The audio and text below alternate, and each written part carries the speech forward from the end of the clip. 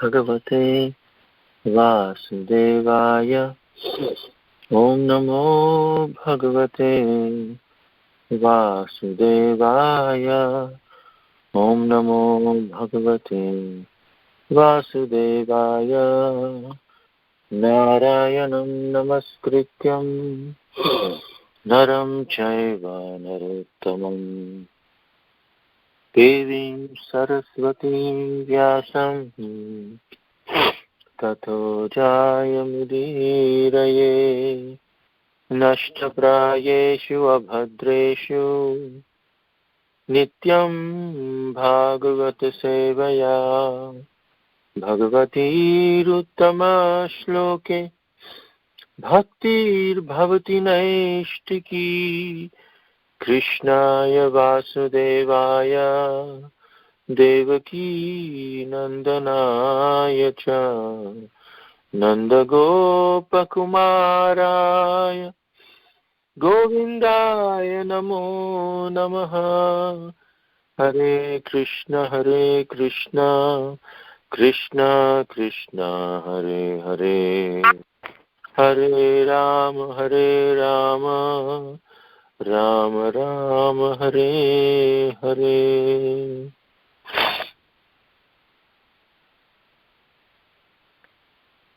Okay, so we are discussing the glories of different acharyas, and some of these acharyas are not very well known, but they have set some examples which we can try to follow in our lives, but we should be careful not to imitate them. So today we'll discuss on Srila Devanda Pandit.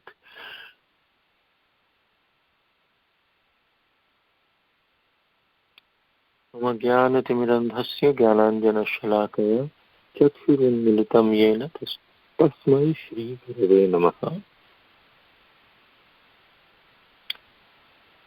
Nama Om Vishnu Padaya Krishna Presthaya Bhutale Srimate Bhakti Vedanta Swaminiti Namine Namaste Saraswati Devi Gauravani Pracharine Nirvisheshi Shunyavadi Paschatyadesh Jaya Shri Krishna Chaitanya Prabhu Nityananda Shri Advaita Gadadhar Shrivasadi Gaur Bhakta Vrinda Hare Krishna Krishna Krishna Hare Hare Hare Rama Rama Rama Hare Hare.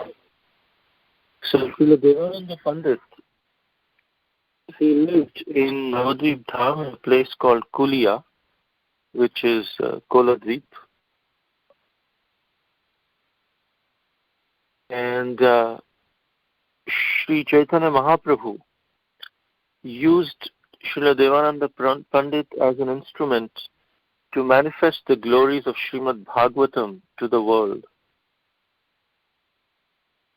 He was highly renowned for his expertise in the sayings of Srimad Bhagavatam, in speaking Srimad Bhagavatam. People used to go and study Srimad Bhagavatam under him. And this was before Lord Chaitanya appeared. At that time, Advaita Acharya was the leader of the Vaishnavas, and Devanda Pandit would daily recite. Srivas Pandit was also there at that time, and he heard about Devanda Pandit and his Bhagavatam classes, so he went to hear the Srimad Bhagavatam class. One time, one devotee used to come very regularly to Bhagavatam class in ISKCON temple. And he was like a congregation member, not so much a devotee. So he was very new. People were surprised. What is it? Why is he coming again and again? It's good he's coming, but how is he developing this interest? Is anyone preaching to him? I don't see anyone really introducing him. He just started attending on his own.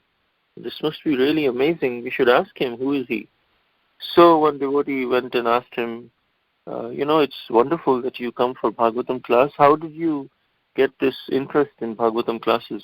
There are hardly any people sitting here, but you are always there. So he said, well, I come here for personal motive, because I feel that Srimad Bhagavatam is a cure for everything, cure for all diseases. And so he said, "Oh, really? What disease do you have that you come here for the cure?" He said, "I have insomnia. I cannot sleep. But when I come for Srimad Bhagavatam class, and as soon as the speaker starts saying Om Namo Bhagavate Vasudevaya, somehow I start sleeping so much. I feel so much sleepy. So I come here to cure my insomnia." So that is the, sometimes people have different kinds of motivations. But actually it's a fact. When we hear Srimad Bhagavatam, Maya Devi gets very, very disturbed. Oh my God, this person, he'll hear the absolute truth, and then he will try following it, and he will get out of my clutches. And I can't directly approach this person because he has heard Srimad Bhagavatam how to defend himself from Maya. So she sends her sister, Nidra Devi. Maya Devi sends her sister, Nidra Devi. You first go. You go and try to distract him. So as soon as we start hearing Srimad Bhagavatam, this is a unique potency that Nidra Devi comes and she tries to distract us. But whether we fall prey to that distraction or not, we should continue hearing Srimad Bhagavatam. Now, Srivas Pandit was not like that. He was Gudakesha. He was even, he had conquered sleep. So he was very, very attentive in hearing Devananda Pandit. And Devananda Pandit was surrounded on all four sides by his students who were listening very carefully, who were making notes, all of that. And Srivas Pandit, he was a very exalted devotee. He was a Rasika Bhakta. He was a devotee who was experiencing the mellows of devotion. He was tasting them. So as he was hearing the sweetness of the verses of Srimad Bhagavatam, Srivas Thakur, he fell to the ground with tears of ecstasy in his eyes. He was weeping. He was wailing. Tears were flowing down his eyes. He was rolling on the ground. He was making sounds so huge, tumultuous, and sometimes his voice would get choked up with emotion. And seeing this was like a disturbance and a commotion in the Srimad Bhagavatam class. Seeing all this, the students of Devananda, they were astonished. What is this person doing? This man is mad. He is not properly giving attention to Srimad Bhagavatam. He is insulting Srimad Bhagavatam. Throw him out. Eject him. This is what the devotees were doing. This is what the people who were hearing Srimad Bhagavatam, they were thinking and they were saying. Now, Devananda Pandit, he knew all about the ecstasies of devotional mellows. He saw all this. But somehow, he did nothing to prevent his disciples from ejecting Srivas Pandit from the class. He knew all that. But somehow, for some unknown reason, he just didn't say anything, and he allowed that to happen. If a disciple commits a sin as a result of the Guru's ignorance, then the Guru partakes of the sinful reaction. So Devananda Pandit also partook of the sinful reaction of offending Srivas Pandit. Now Srivas Pandit, out of humility, he was embarrassed, and without saying a word to anyone, without telling anyone of his suffering at the hands of Devananda Pandit, Srivas Thakur returned home. All of these events took place before the advent of Sri Gauranga Mahaprabhu. And no one knew of this except Srivas Pandit and the Paramatma in the heart and Devananda Pandit and his disciples. But we should understand that one who has a master has nothing to fear. One time, there was a cow. This cow went out to graze in the jungle. And suddenly she noticed that a tiger is racing towards her. So she just turned and fled the place where the tiger was. She was fearing any moment the tiger would sink his claws into her. She was desperately looking for some place to escape, and she saw a pond.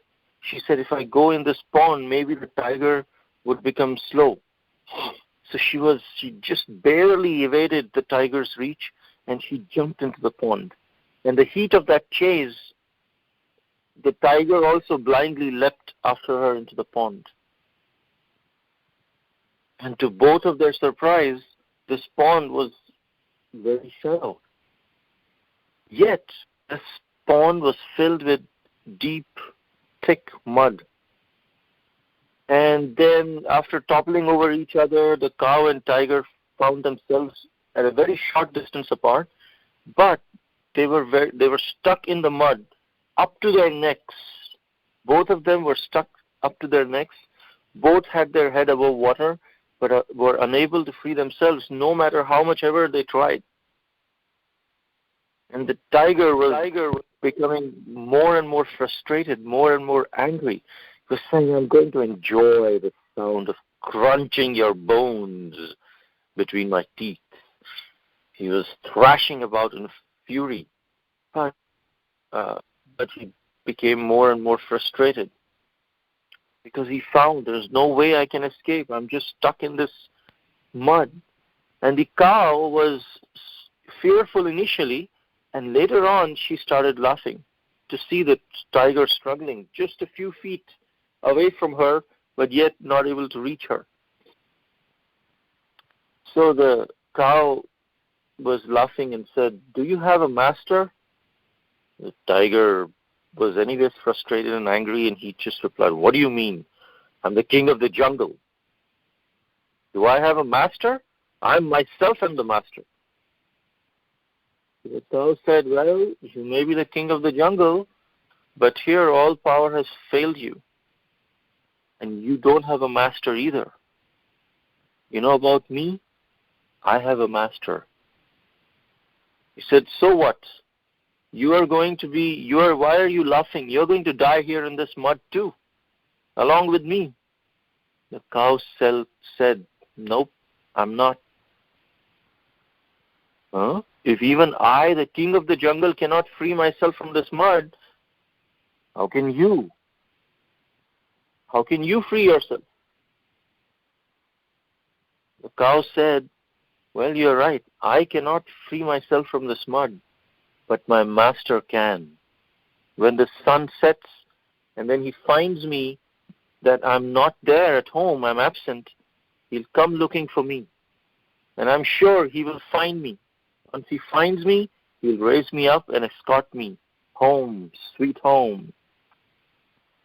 The tiger fell silent, and he coldly glared at the cow, amazed at the cow's faith in her master. Soon enough, the sun set, and the master arrived. And he looked at this amazing situation. There's the tiger, there's the cow. And he became very concerned for the cow, and he immediately came and he started pulling the cow out of the mud. Immediately he realized what the plight she was in, and he lifted her to safety.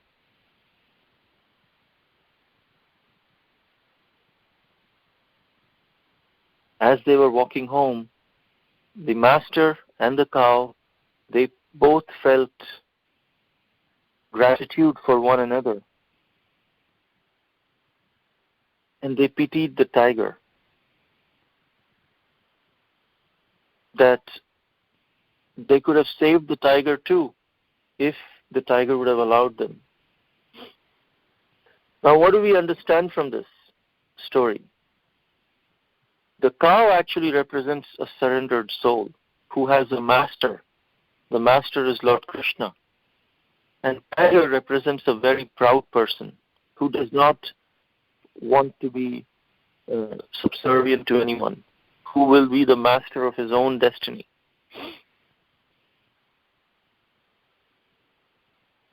The mud represents the material world, and the chase represents the struggle for existence.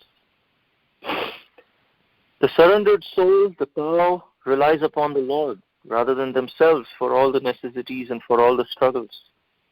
No matter how many troubles we have to go through, which are created by proud persons of this world, they reject the guardianship of the Lord out of false ego, considering themselves that they are capable of fending themselves. The surrendered souls, they know everything, that everything is really in the hands of the Lord. So they are fully confident, and they know that sometimes all they need to do is just wait a little while until sundown, and Krishna will come and rescue us from this material world. It may take a while, but he will definitely come. That is the faith of a devotee. The same was the faith of the cow. So even though Devananda Pandit even though Srivas Thakur was so much humiliated and no one knew about it, he was able to tolerate it because of his master. He knew his master will come. And then he came. Sri Chaitanya Mahaprabhu, his advent took place as the Supreme Lord. He made his appearance in the material world. Gradually, Sri Chaitanya Mahaprabhu manifested his childhood pastimes, the pastimes of his studies, the pastimes of his learning, his pastimes as Nimai Pandit, as a young professor. And then he started the nocturnal kirtan at the house of Srivas Thakur, from where the Harinam Sankirtan started. At the time of that divine manifestation, when the Lord revealed at that time he revealed his Mahaprakash form, Mahaprakash Leela, where Lord Chaitanya manifested a big throne, and he sat on that throne and he started fulfilling the wishes of all the devotees. That's called the Mahaprakash Leela. And that happened at the house of Srivas Thakur. And he gave mercy to so many devotees. Then he turned to Srivas Thakur. He said, Srivas, don't you remember the time when you went to hear Srimad Bhagavatam at the house of Devananda Pandit? When you fell to the ground in ecstasy upon hearing those wonderful nectarian verses of the Srimad Bhagavatam, the disciples of Devananda, because they did not know your exalted devotion, they threw you out of the class. I know that at that time you went home, you were feeling distressed, but you told no one about this incident. Do you remember this? Hearing the words of Sri Chaitanya Mahaprabhu, Srivas was amazed, astonished. He fell at the lotus feet, catching hold of them. Oh my Lord, how do you know all this? How do you know the heart of my hearts? You are the super soul within everyone's heart. You know exactly how I was feeling.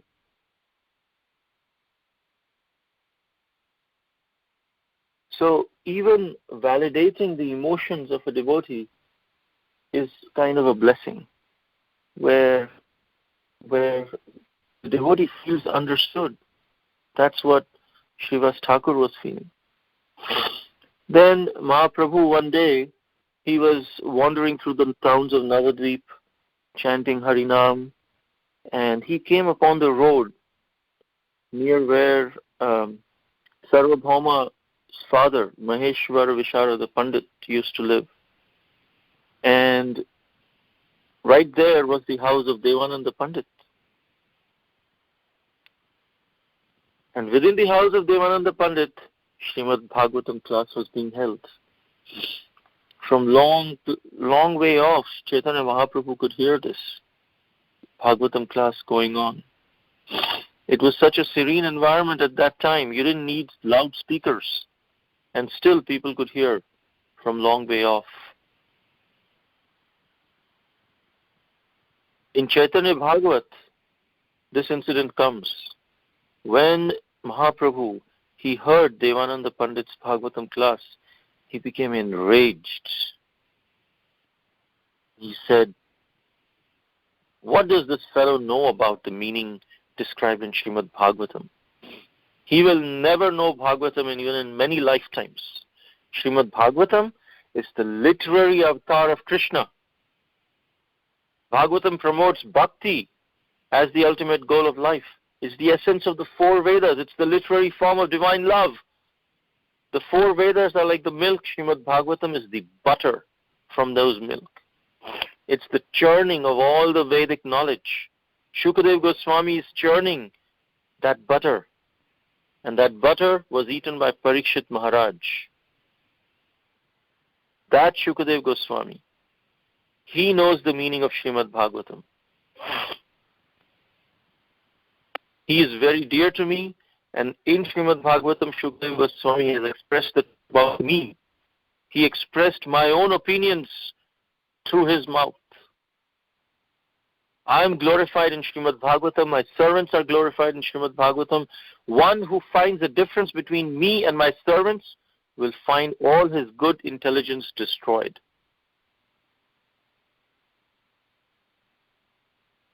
One who understands the meaning, one who rejects bhakti and finds some other meaning in Bhagavatam, he will never understand Bhagavatam.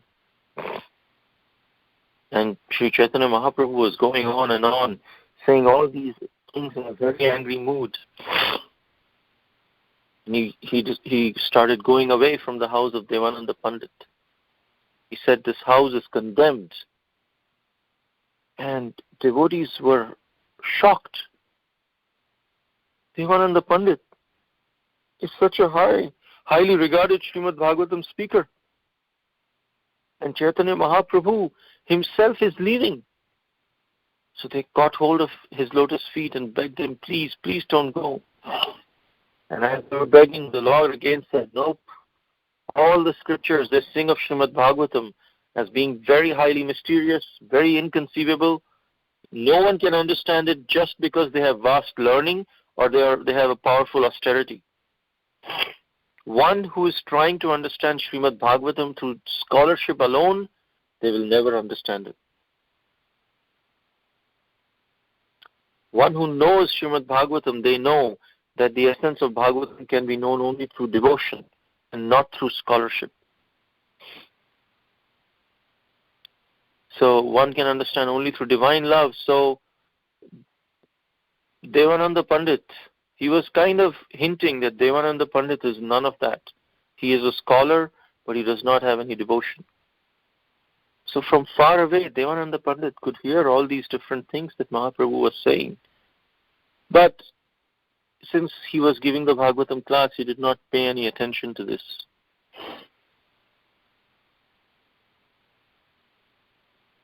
So this was another incident that happened. After some time, Chaitanya Mahaprabhu, he took sannyas. He went to Jagannath Puri. And then he came, Devananda Pandit remembered, oh, Sri Chaitanya Mahaprabhu, he is that same sannyasi who came to near my house and he was condemning. But he's so great. And I did not even get up to meet him. I could not understand at that time the glories of such a great and exalted personality as Sri Chaitanya Mahaprabhu. Chaitanya Mahaprabhu is filled with Krishna Prema. He is the embodiment of Srimad Bhagavatam.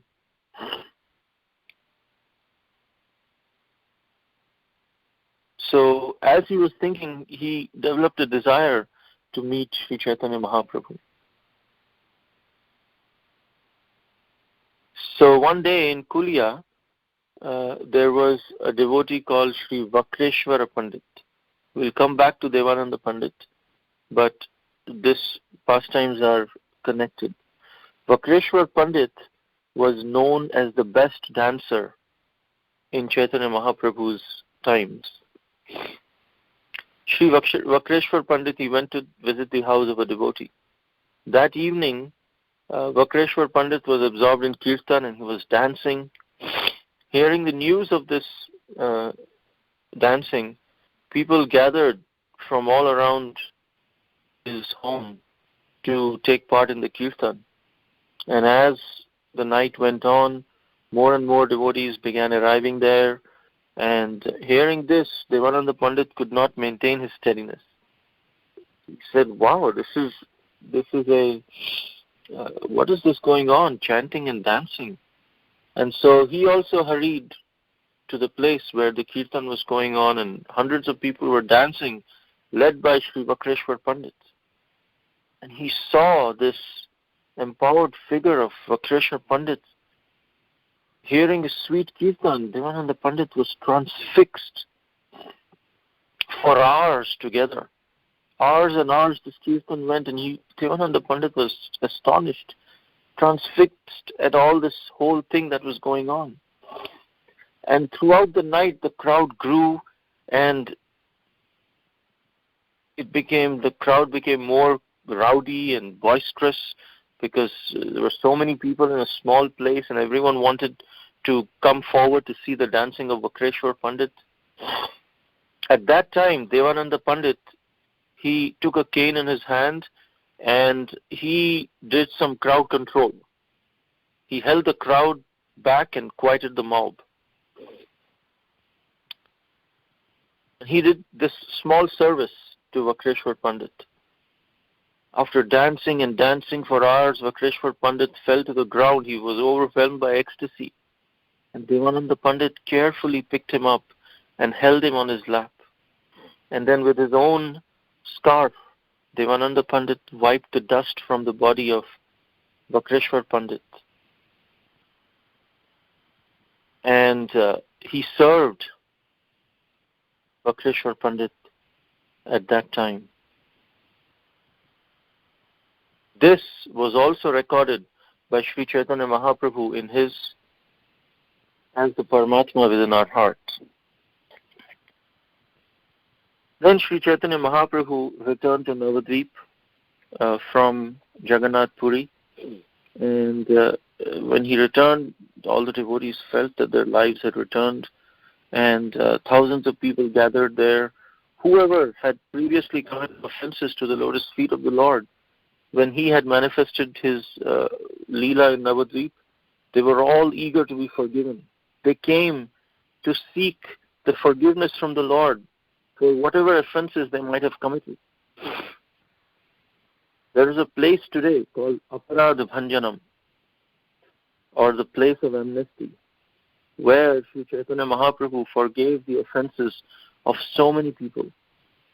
He granted forgiveness to all who gathered there and instructed them in the science of devotion. At that time, Devananda Pandit also took darshan of the lotus feet of Chaitanya Mahaprabhu, and he offered his obeisances from a distance. And Devananda Pandit, he offered obeisances, he shrank away from the Lord, was standing at one side. At that time, the Lord Chaitanya Mahaprabhu saw Devananda Pandit, and this time he started glorifying Devananda Pandit. He said, "You are the servant of my dear devotee Vakreshwar Pandit. I'm very, very pleased by the service that you performed. Because of that service to Vakreshwar Pandit, you have come close to me. Vakreshwara is empowered by Krishna Shakti, and by serving my dear devotee, you have attained the mercy of Krishna." And hearing this, Devananda Pandit was completely overwhelmed in ecstasy. He was like, "I thought I committed an offense to you because you were saying so many things that I don't have any devotion, I'm just a scholarly person." but his voice was choked just because of this merciful glance of Chaitanya Mahaprabhu. He got bhakti and he started glorifying to Chaitanya Mahaprabhu that you appeared in Navadvip just to deliver the fallen souls. I am such a sinner. I've committed great sins. I failed to worship your lotus feet, and therefore I have only cheated myself. By your causeless mercy, I'm somehow able to take the darshan of your lotus feet. Please be kind upon me, instruct me in the goal of life. People think that I speak Srimad Bhagavatam nicely, but you please explain to me the meaning of Srimad Bhagavatam as well. So when Sri Chaitanya Mahaprabhu heard this request of Devananda Pandit, Sri Chaitanya Mahaprabhu took the opportunity and started telling him about Srimad Bhagavatam. He said, my dear Devananda, always praise Srimad Bhagavatam. Never let any explanation other than bhakti come from your lips when you're speaking Bhagavatam. From beginning, middle to end, bhakti is the only meaning. Constant devotion to Krishna. Ahaituki apratihata.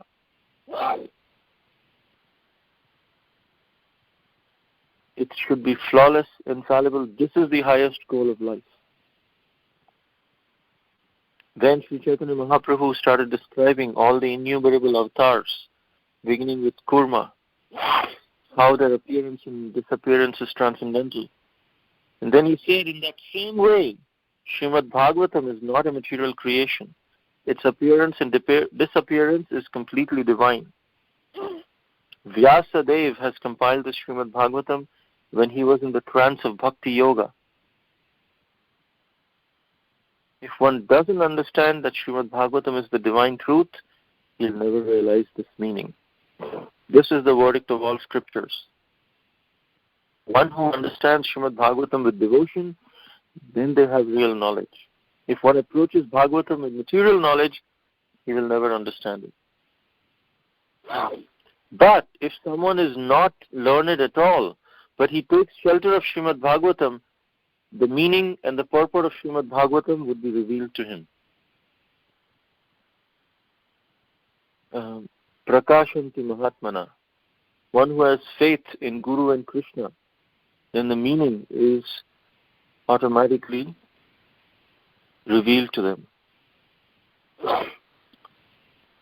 He said that Srimad Bhagavatam, he ended by saying it's an extension of Krishna himself. It reveals his confidential pastimes. So with this, we understand that even though we may be reading Srimad Bhagavatam, we may be reading Srila Prabhupada's books, but are we reading Srila Prabhupada's books as Karma Yoga, as Jnana Yoga, as Dhyana Yoga, or Bhakti Yoga? If we are approaching Srila Prabhupada's books purely from scholarship perspective, it's good, but that is not the purpose. Purpose is to approach it through devotion. So how do we approach it through devotion? When we read Srila Prabhupada's books, do we read it with a selfish motive that I will get? Or some devotees may read it thinking that Srila Prabhupada, he spent so many hours just to write these books. He would spend sleepless nights. He would wake up at 2 o'clock in the morning.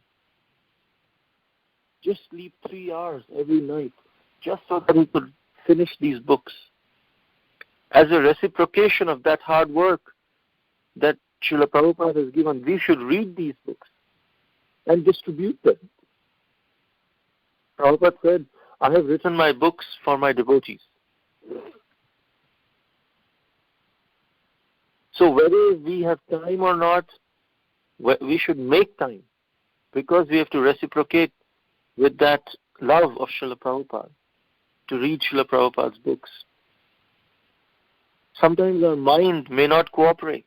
Mind may say, oh, it's so boring, I don't want to go and read right now. We should say no to the mind. That requires bhakti.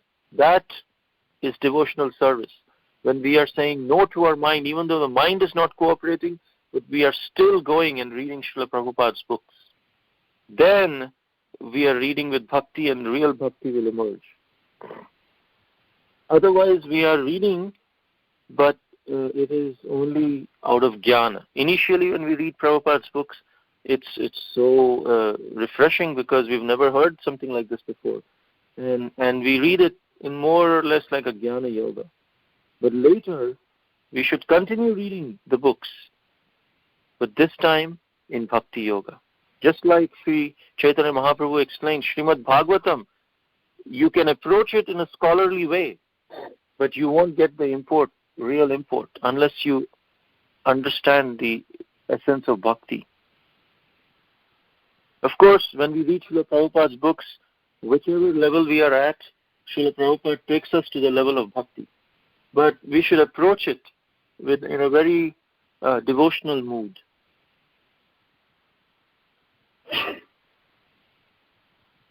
Then Sri Chaitanya Mahaprabhu, because Devananda Pandit humbly requested Sri Chaitanya Mahaprabhu to tell me about Srimad Bhagavatam, Sri Chaitanya Mahaprabhu took this opportunity to tell, "O Brahmana, previously you committed an offense to the lotus feet of Srivas Pandit. If you really want to understand Srimad Bhagavatam and Bhakti, you must go to him and beg forgiveness at his lotus feet. There is no difference between the book Bhagavata and the Bhakta Bhagavata. If you get the mercy of the Bhakta Bhagavata, then you will easily attain the mercy of the book Bhagavata." These are the words of Sri Chaitanya Mahaprabhu. When Devananda Pandit heard this was more, 2-3 decades ago that this incident happened. And Devananda Pandit immediately understood, oh, I didn't realize that. It was my disciples who did that, and I did not say anything. So that's my offense. And he immediately went to Srivas Thakur and he begged forgiveness for his offenses. At that time, Srivas Thakur embraced Devananda Pandit and he forgave. And everywhere there was Hari Bol, Hari Bol. All the devotees were chanting Hari Bol. And Devananda Pandit, from that day on, he was accepted in the midst of the followers of Chaitanya Mahaprabhu as a great devotee. So here we understand that when we perform any offense, whether knowing or unknowing, to a devotee, then there are two components to it. One component is that the devotee feels offended. The other component is that Krishna feels offended. Sometimes the devotee may not feel offended, even though our intention may be to commit an offense or say something strongly. The devotee may ignore it, may already forgive without us asking the forgiveness. But the second component of Krishna feeling offended continues. So the first component can be taken care of by begging forgiveness from that devotee, not just begging forgiveness to the deity, but actually going to the devotee and begging forgiveness. And the second component of Krishna feeling offended because of this Vaishnava aparadh is taken care of by serving that devotee in a way that pleases him. Somehow please that devotee. Just begging forgiveness is not enough. We must please him.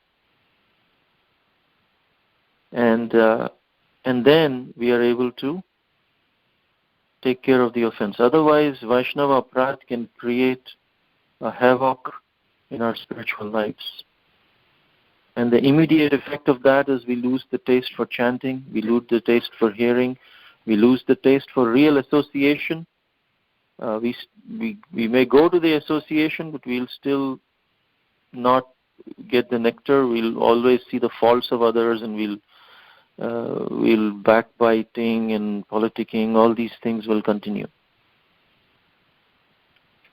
So this was the story of Srila Devananda Pandit, how he was accepted amongst the followers of Sri Chaitanya Mahaprabhu, even though unknowingly he had committed an offense to a Vaishnava.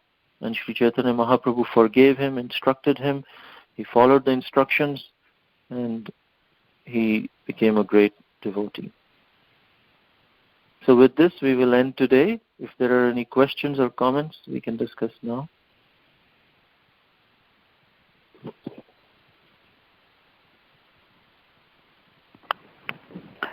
Thank you very much for a very, very wonderful class, Prabhuji. Thank you for explaining again to us about the pitfalls of Vaishnava Aparadha, and also pointing out that how Chaitanya Mahaprabhu appreciated the service that was done by Devananda Pandit to his devotees. So this is a very important take-home message, that we should not do any Vaishnava Aparadha, and also to get the favor of the Lord, we should appreciate the devotees and do a service to the devotees to get the favor and mercy of the Lord. Thank you very much, Prabhuji. Please go ahead, Prabhuji, with your question. I'm sorry.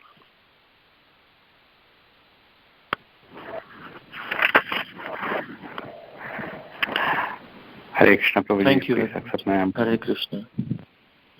Yes, Prabhu. Hare Krishna. Yeah. So, Prabhuji, a wonderful class again. So, Prabhuji, you mentioned we should be reading Srimad Bhagavatam with a lot of bhakti. So, in practice, how do we do that? Well, if we, in our mind, we have the reverence to Srimad Bhagavatam, that this is a text of devotion. Just like how Maharaj Parikshit approached Srimad Bhagavatam, he was very eager for it. He was soaking each and every word of it, because he was listening with devotion, with sincerity, to learn more and more, to know more and more, and in a mood of appreciation, and in a mood of respect and divinity. If we approach in that way, before reading Srimad Bhagavatam, if we pray to the Lord just quickly, and to Srila Prabhupada and Gurus, that please help me understand this and help me to approach it in proper mood. Then we start reading Srimad Bhagavatam. Just a minute of a quick prayer will make a huge difference in how we are actually approaching and understanding Srimad Bhagavatam. If we take it as just another book, I have so many other fantasy books, fiction books. This is also one of the fiction books, and we just open it and start reading. There will still be benefit. Srimad Bhagavatam will take us eventually to the platform of bhakti anyways. But if we start with that, it will deepen our bhakti.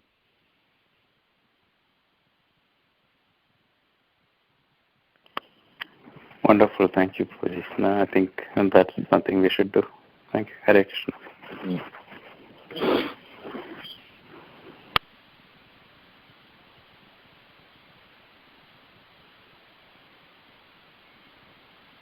Hare Krishna, Prabhuji. Srila Prabhupada, Prabhuji, you inspire us that we have to read Srila Prabhupada book.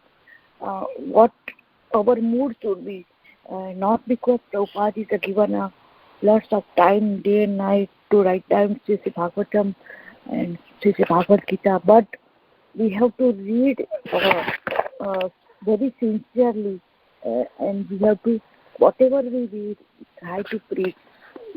Not qualified to preach, but Prabhuji, thank you very much. What our mood should be when we are reading Srimad Bhagavatam.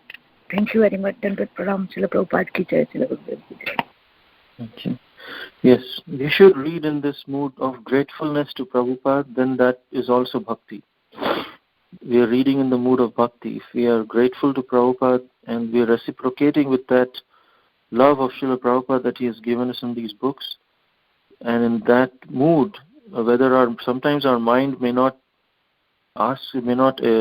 cooperate, but we still go ahead and read the books as a sadhana, then that will help.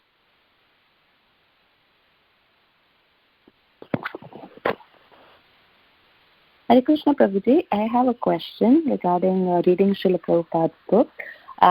Like just for us devotees, Prabhuji, what is like a recommended time that we should read it for? Like, is it something recommended? Like, okay, at least 30 minutes every day, at least 1 hour every day. Is there something recommended like that, Prabhuji?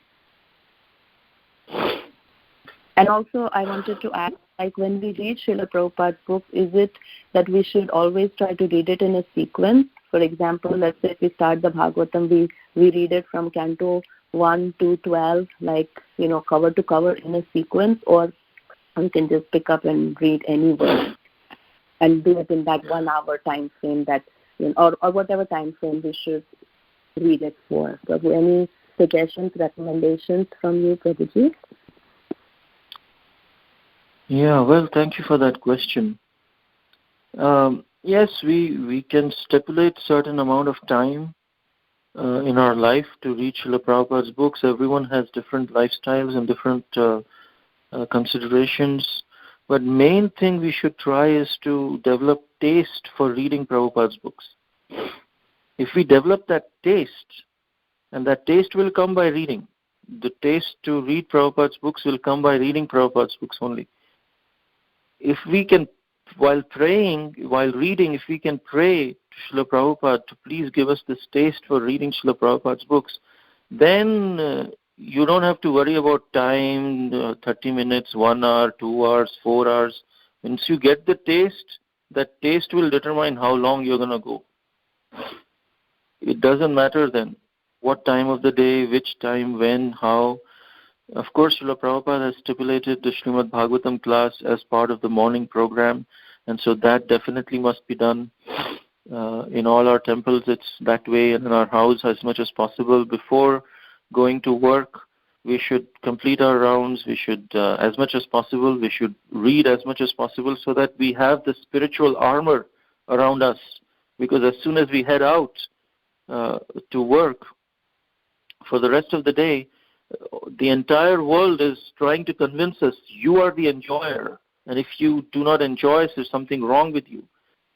And if we do not have this armor of Srimad Bhagavatam, we'll get easily swayed by this propaganda. So therefore, before we leave the house, or before we start our work or something of that sort, or even start our work in the house, we should make sure we have chanted as many rounds as possible and read Srila Prabhupada's books. Then we are ready for the entire day of onslaughts. And with clear mind, we can still go ahead. But still, by the end of the day, our mind is all battered. So next day, again, we have to replenish the armor that we had. But once we develop taste for hearing and chanting, or taste for reading Prabhupada's books, then you'll get even a minute here and there, you'll immediately be drawn to Prabhupada's books and start reading them. Even if someone has a very tough schedule, little bit time we get, we'll be drawn towards it. So more than the timing, I would recommend focusing on getting a taste for reading Srila Prabhupada's books. We all remember when we first came to Krishna consciousness, we were so eager to read Prabhupada's books. There was so much new knowledge, and at least I can remember I was in the college and I would, even in free periods, I would start reading. Even in the bus, we would read. So that taste is very important. Of course, after some time, the taste goes away. And now I feel I wish I had that same taste, but I'm now trying to rebuild to that same level of taste. But at least if we get that taste, then we'll see, then time is not of a consequence. If we don't have taste, then we say, okay, how much more time remaining? Oh, okay, 30 minutes reading, 5 more minutes remaining, 3 more minutes remaining. 1 hour reading, oh my God, 1 hour is too much. I don't have that much time. That's all excuses we'll give if we don't have the taste. So let's try to develop taste for reading Prabhupada's books. Then we will get taste for chanting Hare Krishna also. Because Prabhupada has that special potency to make the world chant Hare Krishna. And by reading his books, he will make sure that we will get the taste for chanting also. And if we get taste for chanting, we'll get taste for hearing Prabhupada's books. If we get taste for reading Prabhupada's book, we'll get taste for chanting also. So that's my response to the first part of your question about the timing. About the second part of the sequence of reading Prabhupada's books, there is a recommended sequence which I can give. But if we see all our Guru Vargas, Prabhupada's disciples, they never followed any sequence, because Prabhupada's books used to come at different times. The Bhagavad Gita came first, then before printing the Srimad Bhagavatam, Prabhupada wanted the Krishna book to be published first, so that in case he leaves his body early, at least people have the essence of the Srimad Bhagavatam 10th canto in the Krishna book. Then he focused on the Srimad Bhagavatam, and then different volumes, different cantos would come randomly published at different times. And sometimes the 8th canto would come first, and then the 5th canto, then the 7th canto. And whichever canto would come first, whichever volume would come first, devotees would just rush to read those books in whatever order it was. So even Chaitanya Charitamrita, it came within 3 to 6 months. So they have not really read in a particular sequence, and it didn't matter so much. It's like cotton candy. Wherever you eat, it's sweet. But there is a recommended list, for newcomers and things like that, which actually says, you can find it on ISKCON Desire Tree also, and it has a recommended list. I know Bhakti Rasamrita Maharaj, he used to give this recommended list of reading of Srila Prabhupada's books, and that list starts from the basic small books first, which is the Path to Perfection, Perfection of Yoga, Beyond Birth and Death, all of these things. Then we go to the Science of Self-Realization, the Journey of Self-Discovery, Life Comes from Life, those kind of books. We can also read the Introduction to Bhagavad Gita after that, Teachings of Queen Kunti, Teachings of Lord Kapila, Teachings of Lord Chaitanya. We can read Sri Shopanishad. Krishna book comes in the level 2. Even Srimad Bhagavatam, first canto, can be read. That's also level 2 before we go. Second chance. And then category 3 is the Bhagavad Gita, Srimad Bhagavatam, canto by canto, Nectar of Devotion, part 2 and part 3 of Nectar of Devotion, and Chaitanya Charitamrita. So these are some of the books that can be read in sequence. Some devotees, they say, I may have a very tough schedule, but I'll make sure that I read at least one verse from Gita, one verse from Bhagavatam, one verse from Chaitanya Charitamrita every day. So if I do that at least every day, then, that kind of a vow that they take. Even if it's like late in the night, they come, They'll still read one verse of Gita, one verse of Bhagavatam, one verse of Chaitanya Charitamrita, and at least they can keep their heads above the water. Or read at least these 3 before going to work if we don't have time. Or even if we are at work, the first thing before we start working in our office, we read 111 like that. And we get refreshed. So there are many ways Krishna will give intelligence as long as we have a desire and to please Srila Prabhupada by reading his books. Does that answer your question? Yes, Prabhuji. Thank you very much for your wonderful answer to both the questions. One other small question, Prabhuji, if you don't mind. There is so much to do, like so much devotional service that we can do. Of course, the basic is chanting, and then now, our conference calls. There's so much literature written by Srila Prabhupada and his disciples. So many lectures by our Guru Maharaj, our own Guru Maharaj, and all the other disciples of Srila Prabhupada. So when we try to prioritize, it really feels that 24 hours is really not enough. I mean, the day is so short. That's how it feels. And then, of course, if you have to go to work, that takes away all that time. So when we try to prioritize, Prabhu, you said, when you find time during the day, read Srila Prabhupada's books. So sometimes we tend to maybe start a lecture or kirtan. So is there like a sort of hierarchy in terms of what we should do if we have the downtime in between, Prabhuji, when we choose what we should do? Because we always maybe meditate on, okay, any Krishna conscious activity I should do, when I have a downtime. So then we just choose something. Maybe we start a lecture, maybe we start kirtan, so that our mind is still focused on Krishna. But even in that, Prabhu, is there like something that we should prioritize? Any thoughts, any suggestions you would give us, Prabhuji? Yeah, if there is something like we are feeling depressed or sad or something. One time, one Maharaj said that try to live in the other world slowly, more and more, which means in the spiritual world, because that is what we want to have as the destination. Which means if we hear more and more pastimes of Krishna and pastimes of Chaitanya Mahaprabhu, then when we are going through such low times, our mind just starts worrying. It spends more time worrying than in living.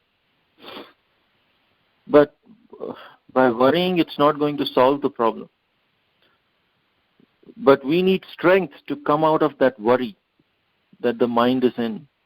And that strength we can get if we distract our mind from the worrying and replace it with happy thoughts.